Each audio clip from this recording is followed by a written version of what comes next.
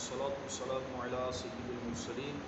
اما بعد اعوذ باللہ من الشیطان الرجیم بسم اللہ الرحمن الرحیم الصلاة والسلام علیک یا رسول اللہ وعلی آلک واصحابک یا حبیب اللہ۔ آج انشاءاللہ ہم سورہ یونس کی آیت نمبر 98 اور 99 کا ترجمہ و تفسیر پڑھنے سننے کی سعادت حاصل کریں گے۔ اعوذ باللہ من الشیطان الرجیم بسم اللہ الرحمن الرحیم فلولا كانت قرية آمنت فنفعها إيمانها إلا قوم يونس لما آمنوا كشفنا عنهم عذاب الخزي في الحياة الدنيا ومتعناهم إلى حين۔ ترجمہ کنز العرفان۔ تو کیوں ایسا نہ ہوا کہ کوئی قوم ایمان لے آتی تاکہ اس کا ایمان اسے نفع دیتا، لیکن یونس کی قوم جب ایمان لائی تو ہم نے ان سے دنیا کی زندگی میں رسوائی کا عذاب ہٹا دیا اور ایک وقت تک انہیں فائدہ اٹھانے دیا۔ فلولا تو کیوں ایسا نہ ہوا، یعنی ایسا کیوں نہ ہوا کہ ان بستیوں میں سے جنہیں ہم نے ہلاک کیا کوئی قوم عذاب کا مشاہدہ کرنے سے پہلے کفر چھوڑ کر اخلاص کے ساتھ توبہ کر کے ایمان لاتی، اور جس طرح فرعون نے اپنا ایمان لانا مؤخر کیا وہ قوم نہ کرتی تاکہ اس کا ایمان اسے نفع دیتا، کیونکہ اختیار کے وقت میں ایمان لانے کی وجہ سے اللہ تعالیٰ ان کا ایمان قبول کر لیتا۔ کہ مرنے کے وقت تو ہر ایک کوشش کرتا ہے کہ میں ایمان لے کر آؤں، تو فرمایا مرنے کے وقت کا ایمان قابل قبول نہیں ہے۔ ان لوگوں کے لیے مناسب یہ تھا کہ یہ دنیا ہی کی زندگی میں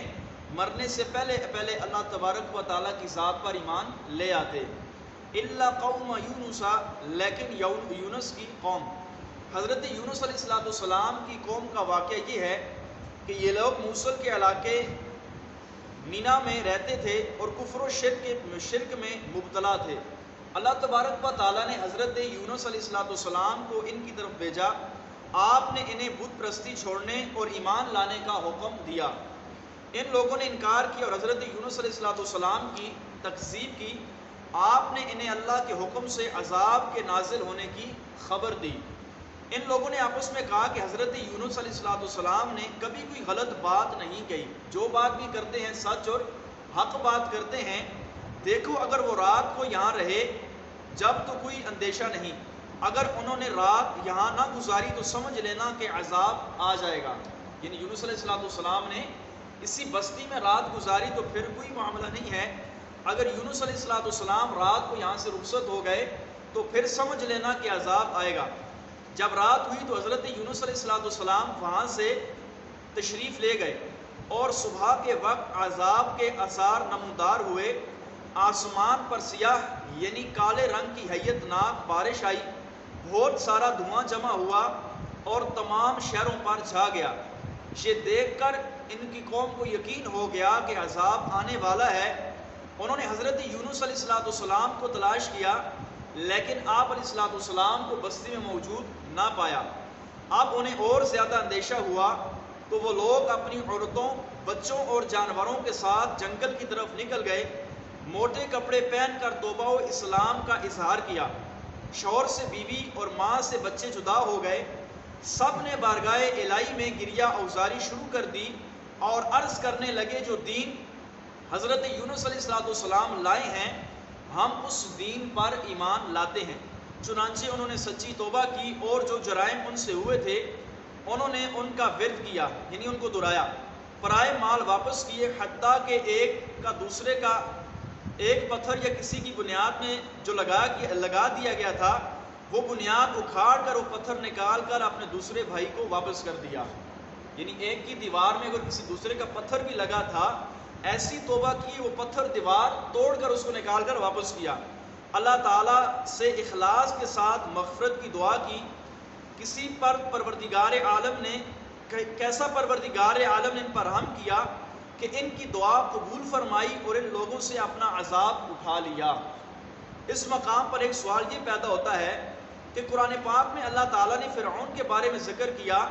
کہ اس نے آخری وقت توبہ کی لیکن اس کی توبہ قبول نہ ہوئی، جبکہ یونس علیہ السلام کی قوم کے بارے میں ذکر فرمایا گیا کہ انہوں نے توبہ کی تو اللہ تعالیٰ نے ان کی توبہ قبول فرمائی۔ حالانکہ انہوں نے بھی موت کے آثار دیکھے اور فرعون نے بھی موت کے آثار دیکھے تھے، دونوں باتوں میں کیا فرق ہے؟ امام فخر الدین رازی رحمۃ اللہ تعالیٰ علیہ اس کے جواب امام فخر الدین رازی رحمۃ اللہ تعالیٰ علیہ اس کے جواب میں فرماتے ہیں فرعون کی توبہ اور حضرت یونس علیہ السلام کی قوم کی توبہ میں واضح فرق ہے۔ وہ یہ کہ فرعون نے عذاب کا مشاہدہ کرنے کے بعد توبہ کی تھی، جبکہ حضرت یونس علیہ السلام کی قوم پر جب وہ نشانیاں ظاہر ہوئیں جو عذاب کے قریب ہونے پر دلالت کرتی تھی تو انہوں نے عذاب کا مشاہدہ کرنے سے پہلے اسی وقت ہی توبہ کر لی تھی۔ اس کا مطلب یہ نکلا کہ نزول عذاب کے بعد توبہ نہیں، بلکہ البتہ عذاب نازل ہونے سے پہلے صرف علامات عذاب کے ظہور کے وقت اگر توبہ کی جائے تو وہ توبہ اللہ کی بارگاہ میں قبول ہے۔ کہ فرعون پر اللہ کا عذاب آ چکا تھا، اس نے اس وقت توبہ کی تھی، جبکہ یونس علیہ السلام کی قوم نے عذاب کی علامتیں دے کر اللہ تبارک و تعالیٰ کی بارگاہ میں رجوع کیا تھا۔ تو اللہ تبارک و تعالیٰ کی بارگاہ میں جب رجوع کیا جائے تو اللہ تبارک و تعالیٰ بڑے بڑے گناہ گاروں کو اور بڑے بڑے کافروں کو بھی معاف فرما دیتا ہے۔ ہمارا حال بھی اگر یہی ہو جائے کہ ہم بھی اپنے گناہوں سے توبہ کرنے والے بن جائیں تو ہمارے اوپر بھی جو مصیبتیں اور آلام بسا اوقات آ جاتے ہیں ہم سے یہ بھی دور ہو جائیں، اور ہماری قوم کو توبہ کی جو ہے ترغیب بھی نہیں دی جاتی۔ اب دیکھیں کرونا وائرس جب ہوا ہے، یہ ایک اللہ تبارک و تعالیٰ کا اس کو عذاب ہی سمجھ لیں، چاہیے تو یہ تھا کہ ہم لوگ اللہ کی بارگاہ میں آ کر توبہ کرتے، لیکن ہمیں درس کیا دیا گیا کہ مسجد کے قریب نہیں جانا، مدرسے کے قریب نہیں جانا، نمازیں ایک ساتھ اکٹھے ہو کر نہیں پڑھنی، قرآن پاک اکٹھے ہو کر نہیں پڑھنا۔ آج بھی دیکھیں آپ دینی درسگاہوں پر پابندیاں لگی ہیں، جبکہ اس کے برعکس دیکھیں تو آپ کے شہر آباد ہیں، آپ کے بازار آباد ہیں، آپ کے سلم گھر آباد ہیں، آپ کے شادی حال آباد ہیں۔ جو دینی چیزیں جہاں پر رب کی بارگاہ کو پکارا جاتا ہے، جہاں میں اللہ کی بارگاہ میں جھکا جاتا ہے، اپنے گناہوں سے توبہ کی جاتی ہے، ان جگہوں سے ہم مسلمانوں کو دور رکھا گیا ہے کہ مسجد میں آپ نے نہیں جانا، اور اگر جانا بھی ہے تو 4-4 5-5 فٹ کے فیصلوں پہ کھڑا ہونا ہے۔ یہی چیز ہے کہ ہمیں توبہ سے دور کیا گیا ہے۔ اگر ہم لوگ شروع ہی کے اندر مسجد میں آ کر اپنے رب کی بارگاہ میں جھک جاتے، اللہ کی بارگاہ میں توبہ کر لیتے، تو کرونے کا نام بھی دنیا سے ختم ہو جانا تھا۔ کہ یونس علیہ السلام کی قوم جب سچے دل سے رب کی بارگاہ میں جھکی ہے، اس وقت ان لوگ ایمان لے کر نہیں آئے تھے، ایمان کا دعویٰ کیا تھا یا اللہ اگر تو ہم سے یہ عذاب دور کر دے تو ہم ایمان لے کر آئیں گے۔ جبکہ ہم تو مسلمان ہیں، اللہ تبارک و تعالیٰ کو ایک ماننے والے ہیں، اس کے محبوب کو خاتم النبیین ماننے والے ہیں۔ اگر مسلمان اپنے رب کی بارگاہ میں آ کر جھکے تو پھر اس کے بارے کیسے ہوں گے؟ تو یہ چیز ہوتی ہے کہ انسان اگر گناہ خطا انسان سے ہوتی ہے، ہم معصوم نہیں ہیں، معصوم اللہ کے نبی ہوتے ہیں، بشر ہی سے خطا ہوتی ہے کہ اگر بشر ہی اللہ کی بارگاہ میں جھک جائے تو اللہ تبارک و تعالیٰ اپنے بندوں کو معاف فرما دیتا ہے۔ امام فخر الدین رازی رحمۃ اللہ تعالی علیہ فرماتے ہیں اللہ تبارک و تعالیٰ کی یہ شان ہے کہ اس نے فرمایا الحمدللہ رب العالمین الرحمن الرحیم، فرمایا یہ رحمان الرحیم اس رب کی شان ہے کہ جب اس کی بارگاہ میں کوئی بڑے سے بڑا گناہ گار بھی آ کر جھک جاتا ہے، فرمایا وہ ایسا رحمان اور ایسا رحیم ہے کہ وہ بڑے بڑے گناہ گاروں کو معاف فرما دیتا ہے۔ کہ جو رب کی بارگاہ میں آ کر تواضع کرتا ہے، عاجزی کرتے ہوئے اپنے رب کی بارگاہ میں جھکتا ہے، اللہ تبارک و تعالیٰ اپنے بندے کے درجوں کو بلند فرماتا ہے۔ آگے فرمایا وَلَوْ شَاءَ رَبُّكَ لَآمَنَ مَنْ فِي الْأَرْضِ كُلُّهُمْ جَمِيعًا أَفَأَنْتَ تُكْرِهُ النَّاسَ حَتَّى يَكُونُوا مُؤْمِنِينَ، اور اگر تمہارا رب چاہتا جتنے لوگ زمین میں ہیں سب کے سب ایمان لے آتے تو کیا تم لوگوں کو مجبور کرو گے یہاں تک کہ مسلمان ہو جائے؟ یعنی ایمان لانا سعادت ازلی پر موقوف ہے۔ ازل ہی کے اندر اللہ تبارک و تعالیٰ جل جلالہ نے لکھ دیا تھا کہ کون ایمان لے کر آئے گا اور کون ایمان لے کر نہیں آئے گا۔ تو یہ فرمایا سعادت ازلی ہے کہ جب نصاب کے دن اللہ تبارک و تعالیٰ نے تمام ارواح کو جمع کیا تھا، حضرت آدم علیہ السلام سے لے کر اس امت کے اندر جو آخری بندہ آئے گا اس تک اللہ تعالیٰ نے تمام ارواح کو جمع کیا ہے، اور فرمایا الستو بربکم، کیا میں تمہارا رب نہیں؟ تو علماء فرماتے ہیں اس وقت جس نے بلا کہا تھا یا اللہ تو ہی ہمارا رب ہے، تو فرمایا وہ ایمان لے کر آئے گا، اگرچہ اس نے ساری زندگی کفر ہی میں کیوں نہ گزاری ہو۔